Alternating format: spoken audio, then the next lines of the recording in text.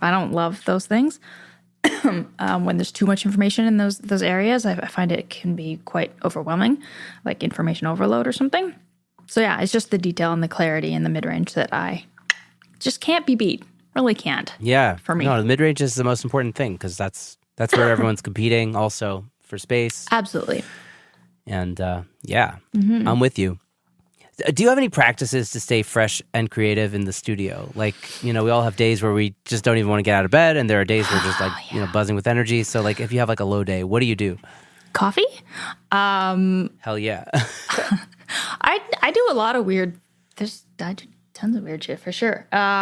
Maybe one of the quirkier things, I don't know if it's quirky or not, because that was kind of been just something I do for myself, is if I'm feeling really lost in a song, like I don't know, like, am I boosting too much? Am I cutting too much? What am I hearing? If I'm really lost, a lot of times I'll just go back to like the acoustic guitar that I've had since I was 12 and just play it and sing. And of course, you are very familiar. Like, I'm super familiar with my own voice. I'm super familiar with that guitar. I'm super familiar with CPS as a sonic space. I'll just do that. Or I'll just play my piano or something, and it just kind of resets. Sometimes I use references, but a lot that's dangerous territory for me, because if I pull out the wrong reference at the wrong time, I feel like it's going to throw me for the whole day kind of thing.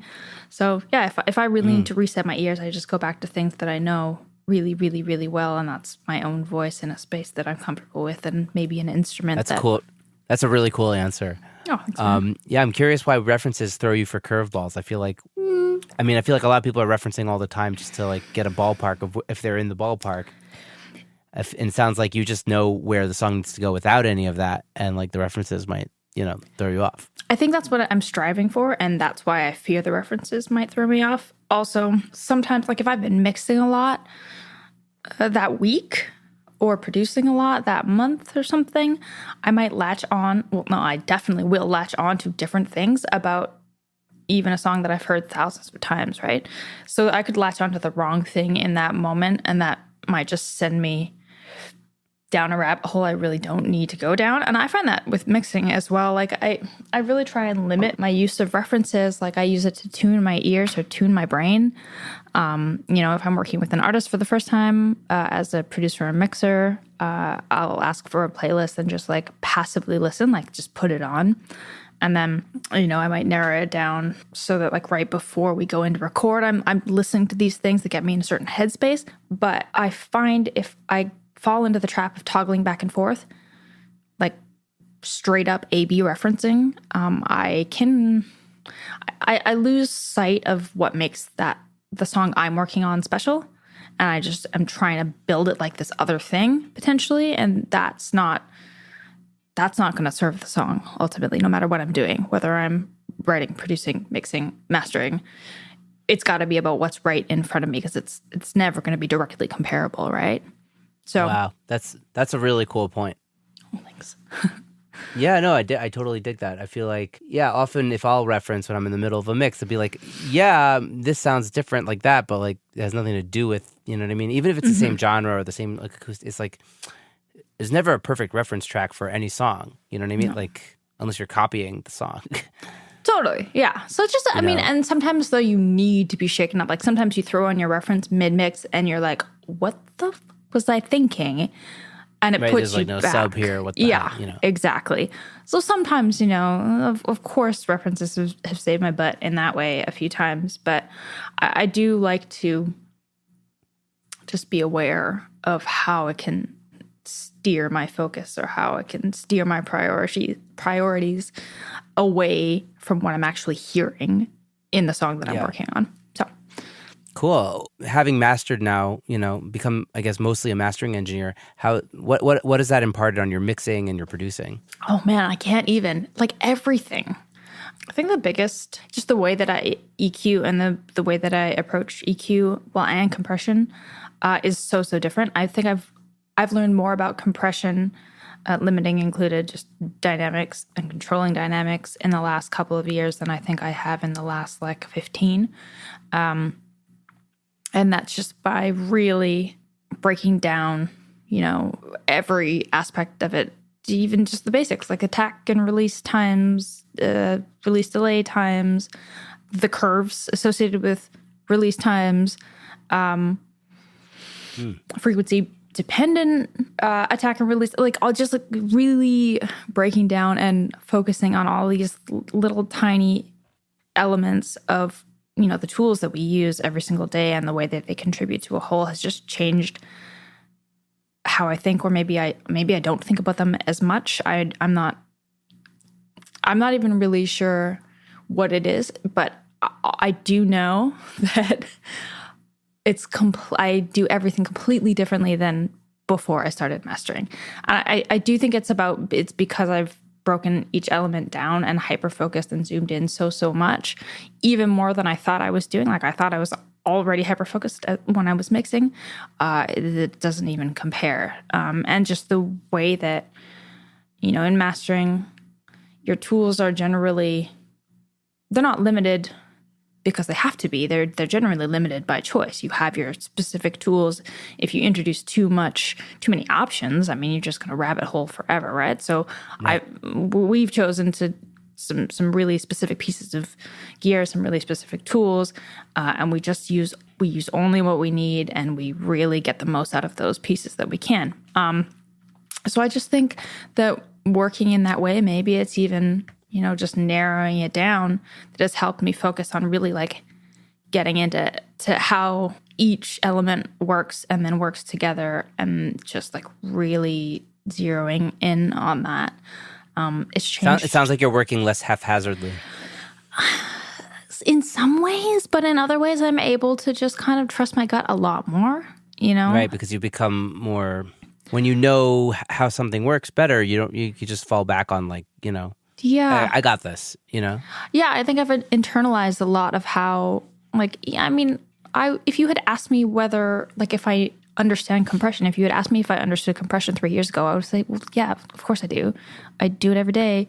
I have used 1,000 different types of compressors or whatever, plugins. I teach it. I know my shit. But today, the way that I understand, and again, I keep going back to these abstract terms like react to compression or compressors, is so different than 3 years ago today. So yeah, I think a lot of that comes from just having to break it down and then internalizing it and just using it in a new way as well. How those sort of three things have come together has changed how I do everything. I love it. You know, mastering engineers are known for, you know, working with a ton of clients all the time. How do you stay on top of all of your organization shit? I don't. I'm so bad at it. Bless my clients for being, well, I don't know. It's just a weird time for that. This always happens. When did we launch the website? I didn't have a lot of time to do this before COVID, basically. So I don't know. That's the answer to that question. I have Brock helping me. We help each other with I'm assuming you're talking about like the administrative side of things. I'm an administrative nightmare. Emails terrify me. And they're so hard to keep up with. You just do it, I guess. I don't really have an answer. You just do it. You just get on there every day, like I usually have. Like, you should see my personal inbox. Like I have 2 emails, right? So like my business email is like I'm pretty on top of that one, but like the personal inbox is a disaster. I have like 4,000 unread emails. Or something. Okay, that would stress me out. See, there's a little button. You just click it, and then it makes all the notifications go away. That's where I would be at if I were you. But yeah, no, my personal inbox. I'm almost there, yeah. Oof. Yeah, but I don't know. You just get up in the morning. Like I've become a night owl during COVID. Like I don't know what it is. I function best between like 5 p.m. and like 4 a.m. Oh no. Yeah, I know. It's frightening. But there's nobody keeping me like to a schedule. Yeah. So that's just where I've landed. So I need a lot of time. I'm trying not to get up at 5 p.m. So I need a lot of time to sort of wake my brain up. So that's email time. Thanks for waking up early for me. So yeah, right? This is the earliest. I was showered before 10 a.m. Oh, my goodness. Oh, wow. You clearly don't have a 2-year-old, so. No. That's amazing. Yeah, they'll keep you on a proper schedule, won't they? Yeah, no choice. Yeah, exactly. You were a night owl? Too bad. I know. I just like to set aside email time, and that's the biggest thing. And then, especially during COVID, just giving yourself a lot of room in your schedule, I think, is really important. And then things can kind of fall into place. And if the unforeseen, quarantine has happened a few times, where everything just sort of gets pushed back by a couple of weeks. And I don't know, people are just generally very understanding during these times too. So that helps. And then we have like whatever software, like, I don't even know what they call like it would be a content management system, things like that for invoicing and client database and,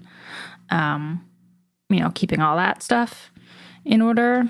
Yeah, I mean, I didn't have to think about it a lot either because Brock has it real dialed. So I just kind of waltzed in. I was like, I could just do my thing. Sounds like a good setup for you. It was a pretty good setup. Yeah. That's great. Do you feel like you have a trademark sound within mastering? Is that something that you strive for? Or is that something for you that you actually don't strive for? I think the easy answer is that I don't strive for that. I strive to be invisible and serve the song, but I think naturally my entire music consumption history is going to contribute to a sound of sorts. So I think I compare what I do to what Brock does pretty regularly, because we're often even overlapping on projects, right? So I've noticed that I really like low end.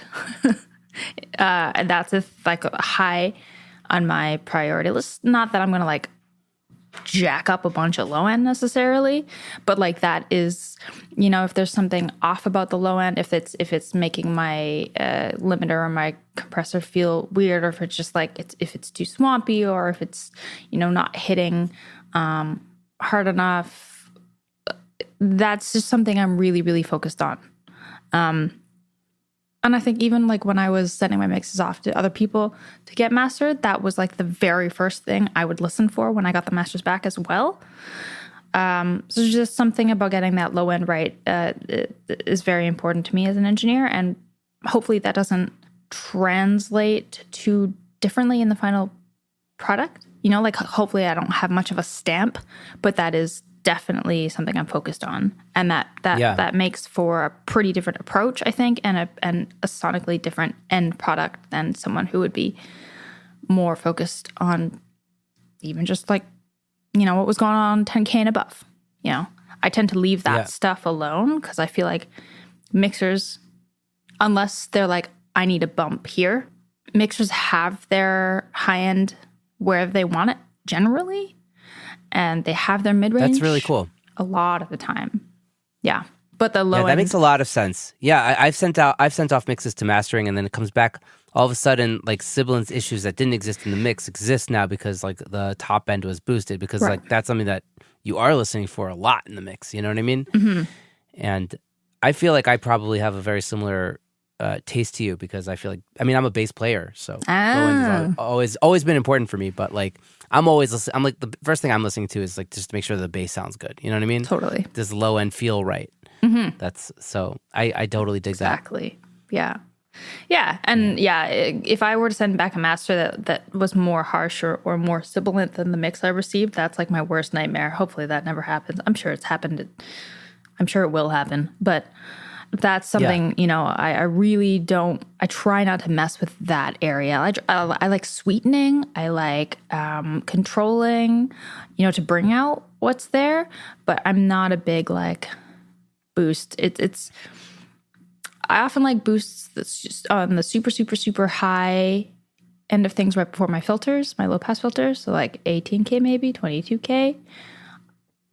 I'll mess with that. Usually I think I'm just kind of compensating and just trying to like cinch everything up a little bit. But yeah, I'm super, super cautious. I tread very lightly, 5K, 6K, even below 12K.